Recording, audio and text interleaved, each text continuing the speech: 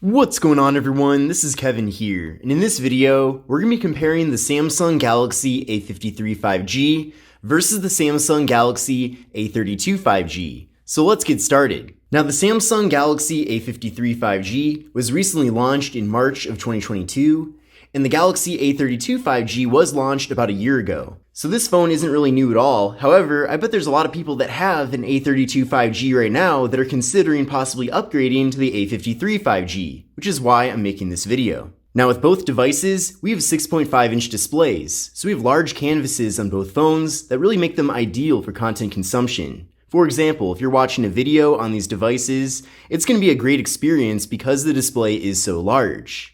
Now, when it comes to the actual display resolution and the technology, that is pretty different coming from this phone to this phone. So for example, the Galaxy A53 5G has a Super AMOLED display at 1080p compared to a TFT display at 720p for the Galaxy A32 5G. So one of the advantages of Super AMOLED is that we're getting very good viewing angles with the device, whereas it's not quite as good with TFT. And then of course having a 1080p display means that things are going to be a lot clearer and crisper here. Now, it depends on which region you get the A32 5G in. However, in the US, this phone does feature a 90Hz display. Now, in comparison with the Galaxy A53 5G, we have a 120Hz display. So a very fast refresh rate here, definitely giving this phone a much more premium feel, which is a great thing. So in pretty much every way, the display that we're getting here with the A53 5G is better than what we're getting here with the A32 5G. We have a PPI of 405 with the A53 5G compared to a PPI of 270 with the A32 5G. Now, both of these devices do feature 20:9 aspect ratios, so a more narrow but taller form factor. And then with the A53 5G, we have an 85.4% screen-to-body ratio compared to an 81.6% screen-to-body ratio with the A32 5G. Now, you can see when looking at these two phones side by side, the A32 5G is actually the larger phone of the two. That's mostly because with this device, we have a thicker bottom bezel, and really all the bezels are larger in general compared to what we're getting here with the A53 5G.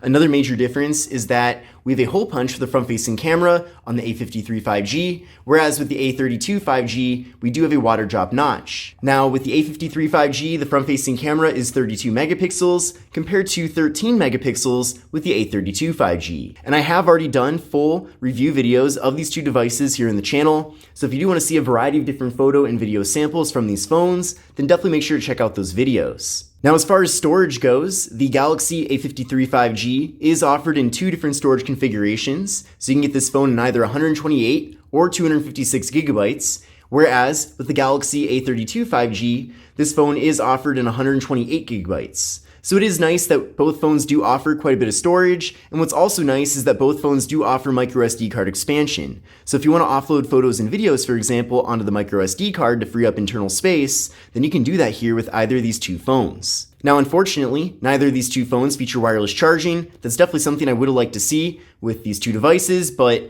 no A-series phones from Samsung actually have wireless charging, at least as of now. And both phones do have fingerprint sensors, however, the placement is different. So with the Galaxy A53 5G, the fingerprint sensor is built into the display. So we'll give that a try right now. It's very fast and accurate. We'll give that a try one more time. It's very quick. And then we'll give it a try here with the A32 5G. You can see the fingerprint sensor is actually on the power button. And it is fast and responsive as well. So that's awesome. However, I will say I do prefer having the fingerprint sensor being built in the display versus having it on the power button, but at the same time, it's not a total deal breaker either. What's also nice is that both of these phones do support Face Unlock, so I like that we do have multiple methods for accessing the devices. Now, taking a look at the cameras on the back, both devices do feature quad camera setups, however, the megapixel count is different. So with the Galaxy A53 5G, we have a 64 megapixel main camera, a 12 megapixel ultra wide angle camera that can capture images at up to 123 degrees, a 5 megapixel depth sensing camera, and a 5 megapixel macro camera.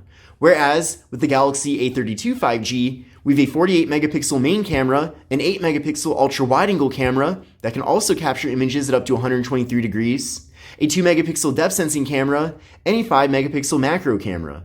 And then both phones do support portrait mode for both the rear and front cameras, which is pretty awesome. Now here's how things look on the camera apps on both devices. This is with the main cameras right now.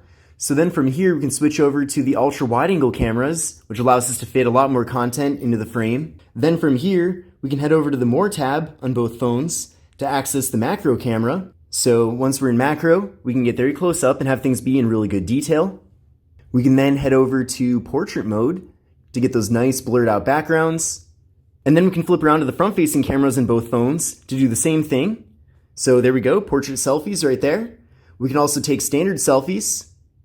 And we also have the ability to take group selfies. So the phones will crop out a little bit here. So if you want to fit multiple people in a front-facing photo, this does make that a bit easier. So it is pretty awesome that we get so many different camera abilities on both devices, especially since both of these phones are relatively low end compared to the best of the best that's offered by Samsung. But at the same time, you are paying a fraction of the price. Now, as far as RAM and processor go, the Galaxy A53 5G features options for both 6 and 8 gigs of RAM. However, this one has 6 gigs of RAM. And then the A32 5G, I believe, is offered in different RAM configurations based on the region that you're in. However, this one does have 6 gigabytes of RAM. And the processors are different on both of these devices. However, hence the names of the phones, both processors do allow for 5G connectivity.